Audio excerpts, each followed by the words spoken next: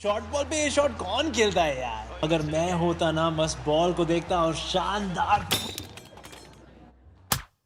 खुद को एक्सपर्ट समझते हो तो खेलो प्लेयर स्पॉट पर लोएस्ट एंट्री फी में। इस गेम में फाइनेंशियल रिस्क है और लत लग सकती है। कृपया जिम्मेदारी से खेलें और अपनी रिस्क पे खेलें। चलिए मैं आपको जींद से सीधा लेकर चलता हूं अहमदाबाद। क्यों? क्योंकि भारत बस जीतने वाला है। हालांकि ये जीत ऐसी है कि जान बची तो लाखों पाए वाली बात है। सीरीज में भारत बना रहेगा।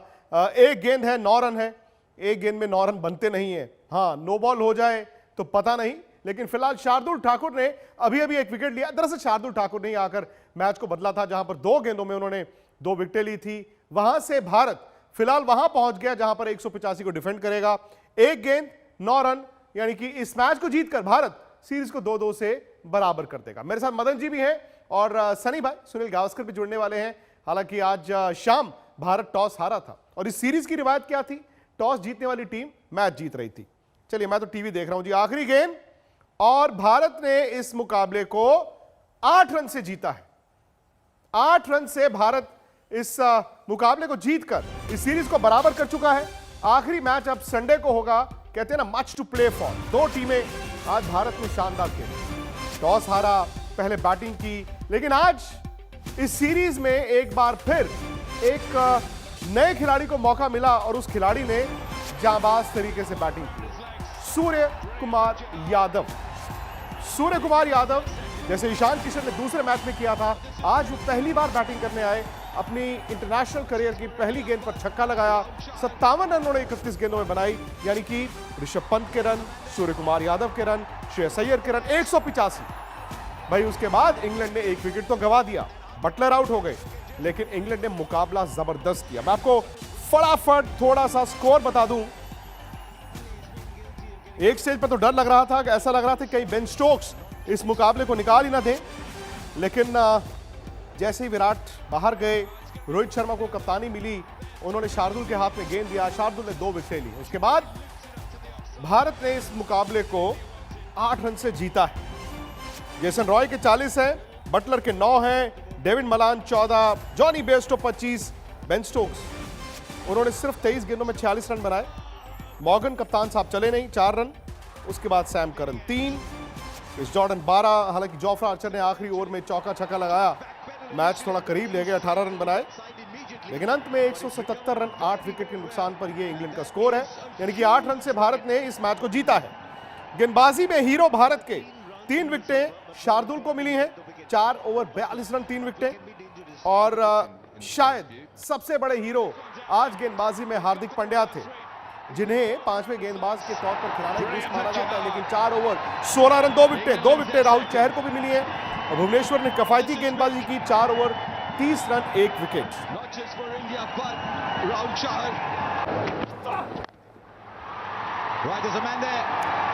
एक स्टेज पर तो यह था कि 10 रन पर ओवर रह गए थे जब सिर्फ 5 ओवर का खेल था, लेकिन वहां से भारत ने वापसी की, शार्दुल ने विकेट ली,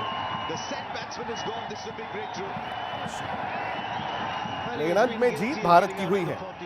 बड़ी बात यह है कि ना सिर्फ भारत ने इस मैच को जीता है, बल्कि टॉस हारने के बाद जीता है। क्योंकि एक कमजोरी भारत की थी ना कि जब आप टॉस हार जाते हैं तो फिर 2020 में आप कुछ कर नहीं सकते। लेकिन आज तो सूर्य नमस्कार का दिन है, क्योंकि सूर्य कुमार यादव पहली बार आज वो बैटिंग करने उतरे भारत के लिए। और देखिए क्या जबरदस्त बल्लेबाजी उन्होंने की। पहले ईशान किशन ने दिखाया कि 2020 का टेम्पलेट क्या है, उसके बाद अब आज सूर्य कुमार यादव ने दिखाया 2020 का टेम्पलेट क्या है। और ये देखिए सूर्य कुमार यादव की वो बल्लेबाजी। 57 रन है 31 गेंदों में, और जो उनका कैच था वो आप जानते ही हैं। अगर आप नहीं जानते, आपको अभी हम दिखा भी देते हैं। और नॉट आउट थे वो भारत के umpire, third umpire, TV umpire की गलती थी, और उन्होंने नीचे से उठाई हुई गेंद को आउट दे दिया। लेकिन बावजूद उसके सूर्य कुमार यादव ने जबरदस्त बैटिंग की। ऋषभ पंत ने रन बनाए, उसके अलावा श्रेयस अय्यर ने आकर नीचे रन बनाए, और 185 तक भारत पहुंच गया था। 185 तक भारत पहुंच गया था। लेकिन इंग्लैंड भी तो इंग्लैंड है, मजबूत टीम है। ये देखिए वो कैच, तकरीबन 5 मिनट अंपायर साहब जो हैं, ये गेंद तो नीचे घास पे लगी है, लेकिन अंपायर साहब को, थर्ड अंपायर जो टीवी अंपायर है, उनको नहीं दिखा। उन्होंने, क्योंकि सॉफ्ट सिग्नल आउट था, कहा जी मुझे पता नहीं चल रहा तो मैं आउट दे देता हूं। शायद सूर्य कुमार यादव को आउट ना दिया होता, वो 100 बनाते, भारत 185 नहीं 215 बनाता। लेकिन कहानी तो खत्म हो गई। उसके अलावा सुंदर का भी एक डिसमिसल था, जहां पर लगा आदिल रशीद का हील जो था वो बाउंड्री रोप पर टच कर रहा था, लेकिन वहां पर भी वीरेंद्र शर्मा जो कि टीवी अंपायर हैं, उन्होंने बल्लेबाज को ही आउट किया। ये देखिए, खैर बावजूद इसके जीत भारत की हुई है।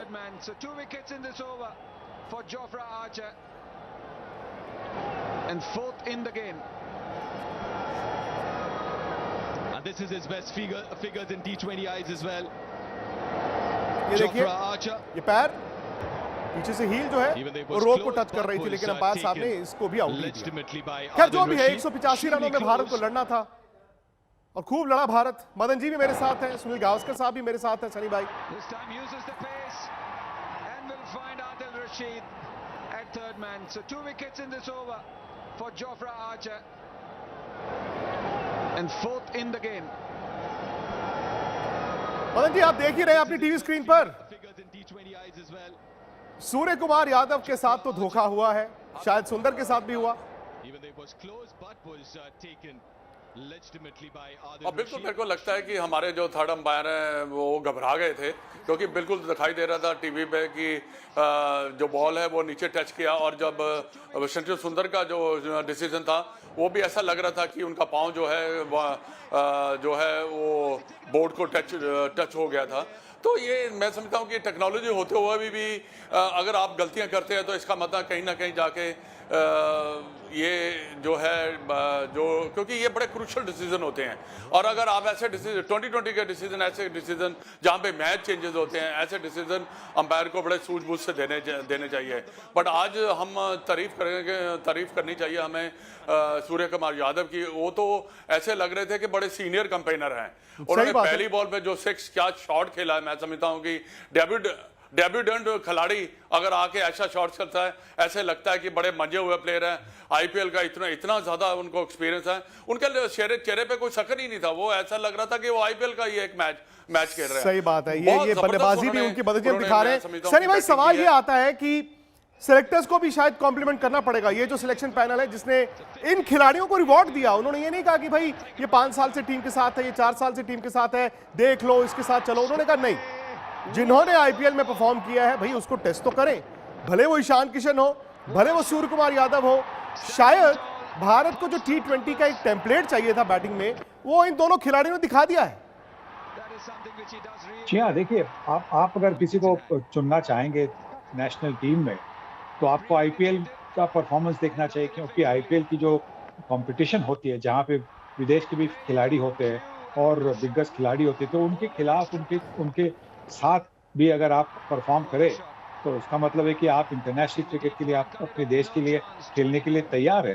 तो आखिरकार जब आप देश के लिए खेलते हैं तो फर्क होता है मानसिकता में, टेम्परामेंट में होता है।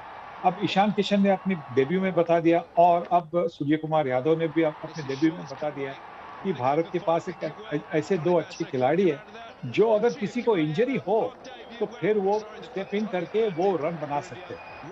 सनी भाई मेरा तो ये मानना है, इंजरी का क्यों वेट करें? अगर ये खिलाड़ी पहले मैच में ये सब दिखा सकते हैं कि टेम्परामेंट क्या है, आपके पास रेंज ऑफ शॉट्स क्या है, 2020 के वो उस कोड को आप क्रैक करते हैं, तो क्यों नहीं?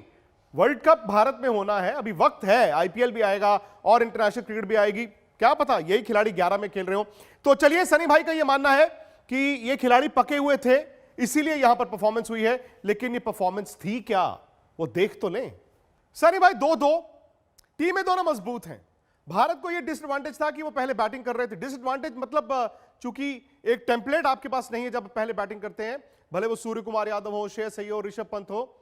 185 रन इंग्लैंड की बैटिंग को देखते हुए और ये देखते हुए कि ओस गिरेगी और स्पिनर्स ने आज उनकी पिटाई हुई है, क्या आपको किसी स्टेज पर लगा ये मैच हाथ से निकल गया, स्पेशली जब बेन स्टोक्स बैटिंग कर रहे थे? जी हाँ, देखिए अगर आपकी स्कोर 170-180 होती है तो इसका मतलब आप एक चुनौती देते हैं ऑपोजिशन को कि 9 रन, 8.5-9 रन की स्कोरिंग रेट होनी चाहिए आप। तो इसके लिए आपको एक अच्छी शुरुआत की ज़रूरत होती है, साझेदारियों की ज़रूरत होती है, और अगर वो नहीं होती है तो फिर आप मैच हारते हैं। तो आपने देखा होगा कि जिस तरह से एक साझेदारी बन रही थी स्टोक्स और बेयरस्टो के बीच में, उस वक्त ऐसा लग रहा था कि मैच भारत के हाथ से निकल गई। तो उसी वक्त क्या हुआ कि रोहित शर्मा ने कप्तानी ले ली और देखिए उन्होंने जिस तरह से बॉलिंग चेंजेस किए, जिस तरह से फील्ड प्लेसिंग की, उसी से वो फटाफट 2-3 विकेटें चली गई और मैच वापस भारत के हाथ में आ गया। और शायद सनी भाई टर्निंग पॉइंट वही ओवर था शार्दुल ठाकुर का, जो बेन जी। स्टोक्स आउट हुए और अगली गेंद पर मॉर्गन आउट हुए। जी हाँ, बिल्कुल। देखिए जिस तरह से मॉर्गन के लिए हमेशा वो फील्ड वहां पे नहीं रखते, कभी कभी वो क्योंकि वो एक्स्ट्रा कवर की तरफ मारते हैं, इसीलिए वो एक्स्ट्रा कवर की तरफ फील्डर ज्यादा, यही वो हम दिखा रहे हैं। हाँ, और देख उन्होंने रखा था फील्डर कवर की तरफ, मतलब कुछ और 20 मीटर और अंदर। अपने दाएं तरफ रखा था। ये मैं कप्तानी की बात कर रहा हूँ। ये रोहित शर्मा ने जो किया था, ये जो फील्ड प्लेसिंग रोहित शर्मा ने की थी, बहुत ही बेहतरीन फील्ड प्लेसिंग थी। हाँ, बेन स्टोक्स की जो फील्डिंग थी तो वो एक लॉन्ग ऑफ की थी फील्डिंग, मतलब वहां पे तो एक आप वहीं पे एक फील्डर रखते क्योंकि बेन स्टोक्स ऊपर से मिड ऑफ और लॉन्ग ऑन की तरफ मारते, तो वो एक फील्डर तो होना था। पर ये जो खास करके जो उन्होंने बदलाव किया, एक्स्ट्रा कवर के बदले कवर पॉइंट पे जो फील्डर रखा, बहुत ही अच्छी चाल थी। जी Madan ji, Sunday super Sunday आ गया है, अब 2-2 से बराबर है।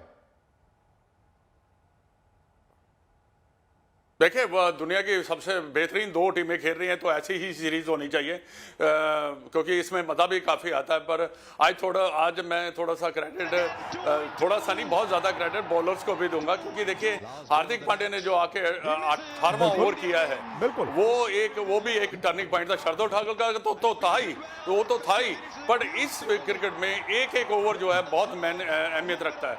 तो वो जो 18वां ओवर उसने किया है, जिसमें उसने रन नहीं दिए, सैम करन का विकेट्स लिया है, उसमें वो भी एक मैं समझता हूँ कि टर्निंग पॉइंट था।